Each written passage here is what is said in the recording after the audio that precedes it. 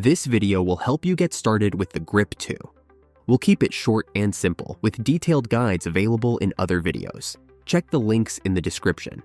Part 1. Installing PiBurn in your laser. This step can range from simple to challenging since laser machines vary widely. Some machines have a dedicated rotary port, others might use a physical switch, or a relay that activates automatically when you connect the rotary.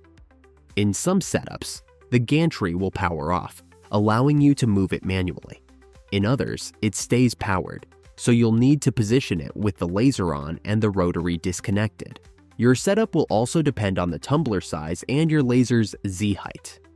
To maximize space, remove the honeycomb table and blades, placing the rotary directly on the laser floor. We'll show you a few setups using machines in our shop, starting with the easiest, the Aeon Mira 7. For this setup, I prefer removing the blades and placing the Grip 2 directly on the laser floor. The magnetic feet hold it securely. You can do this with the laser on or off. Once the rotary is plugged in, the relay triggers, allowing you to move the gantry by hand. If the rotary was connected before powering on the laser, you'll need to assist with homing. Wait for the laser head to move all the way to the right. Then push the gantry all the way back. The Grip 2 will spin because the laser thinks it's moving the gantry. Once it's all the way back, move it forward slightly, back again, and forward once more. When homing is complete, the laser head will move back, and you can position the gantry over the rotary. The Grip 2 has an alignment plate with a bubble level and a center line for guidance. Use the left or right arrow keys or a remote to position the red laser dot over this line. Next, align the back of the rotary. Look for the small plastic indicator between the back wheels with a hole in the center. Move the laser head to position the red dot over this hole, adjusting the laser bed or back wheels as needed. If it's off-center, physically move the back of the rotary slightly until it's aligned.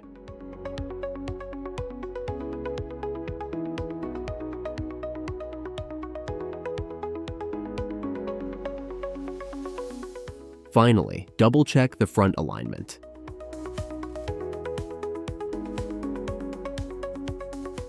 If it's shifted, adjust the front of the rotary slightly. Repeat these steps as needed until both the front and back are perfectly aligned. Note, if you have a newer Aeon machine, the gantry won't power off. In this case, align the rotary to the gantry first and only plug it in afterward. For newer Boss laser machines, there's a rotary switch. You can plug in the rotary before powering on the laser.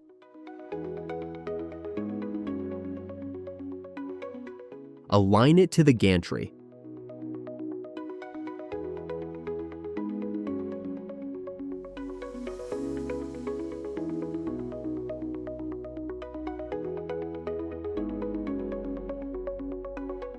Then activate the rotary switch.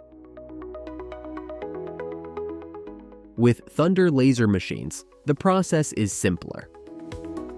Even with the rotary plugged in, you can move the gantry using the arrow keys, as the rotary operates on a different axis than the Y-axis. Part 2. Software configuration. For this step, you'll need a computer with LightBurn software installed. Make sure it's connected to your laser and that the laser is powered on. To configure the software, you'll first need the steps per rotation, SPR settings for your laser machine. Visit the Grip 2 manual at piburn.info/manual. Go to the SPR settings page.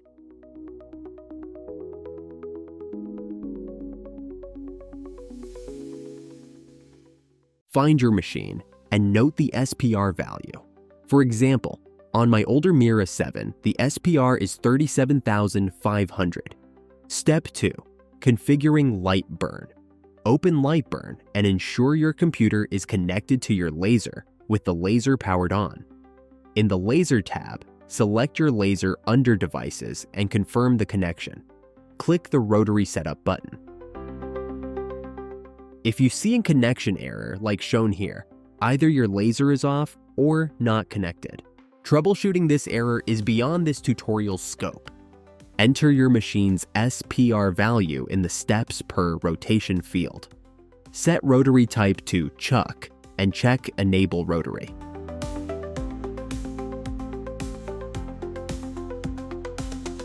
Here you'll be entering the object diameter. Measure the widest part of your cup with calipers or a ruler. For example, mine is approximately 100 millimeters. In addition to the tumbler diameter, measure the height of the area where you'll be engraving. This ensures accurate placement and alignment. Enter the measured diameter value in the object diameter field. LightBurn will automatically calculate the circumference. Click OK to save your settings. Step 3. Test your settings. If this is your first time using a rotary, I recommend running a 100 millimeter line test to verify your setup.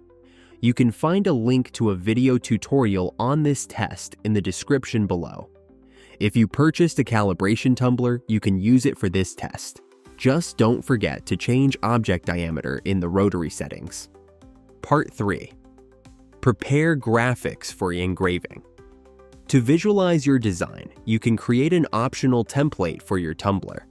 Start by calculating the dimensions. For the height, use the tumbler's circumference, found in the LightBurn rotary setup screen, or calculate it by multiplying the tumbler's diameter by number pi. For the width, use the height of the engraving area. In LightBurn, draw a rectangle. Unlock the aspect ratio and enter the calculated height and width dimensions for the rectangle. This template will help you position and scale your design to fit perfectly on the tumbler. Import your graphics into LightBurn and assign a different layer color to your template, such as red, to distinguish it from your design. In the Layers tab, disable the output for the template layer. Rotate your graphics 90 degrees. Lock the aspect ratio and scale them to fit within the template.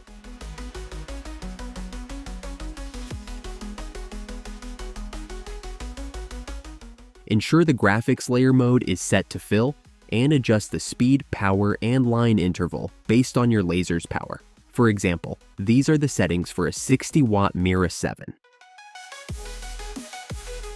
Set the scan angle to 0 or minus 180 degrees. Select Fill All Shapes at once and enable bidirectional fill. Preview your design to check the approximate runtime, then hide or delete the template layer.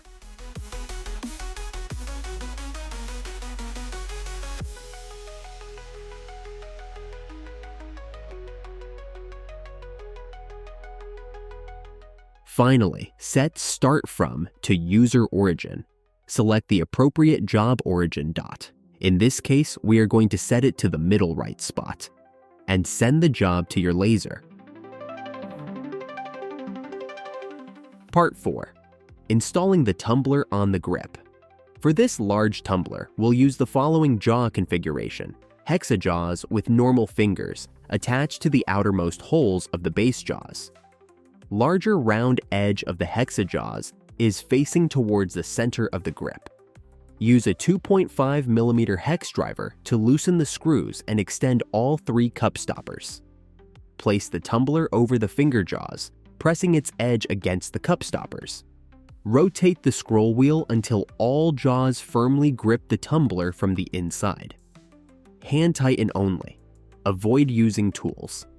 Ensure the tumbler touches all 3 cup stoppers with no gaps and is securely held in place, preventing any chance of it falling out. Part 5. Leveling and focusing. To ensure your tumbler is level with the laser gantry, use the built-in bubble level or place a separate level on top of the tumbler. Loosen the tilt knob, adjust the grip until the tumbler is perfectly level, and then tighten the knob. Next, focus the laser. Use the built-in autofocus feature if available, or manually focus with a focal gauge. Adjust by either raising or lowering the laser bed, or by using the grip's lifting knob at the back to fine-tune the height.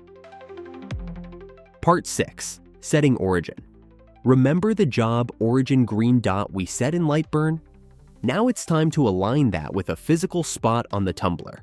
Position the laser dot near the edge where you want engraving to start. Once it's in place, press the origin button on your laser's control panel or a remote.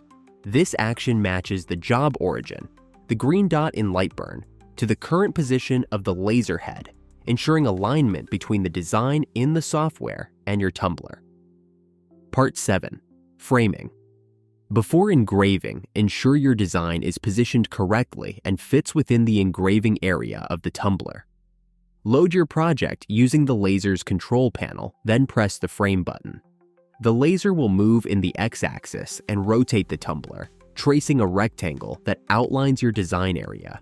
Repeat the framing process as needed to confirm everything is aligned. Once satisfied, you're ready to start engraving.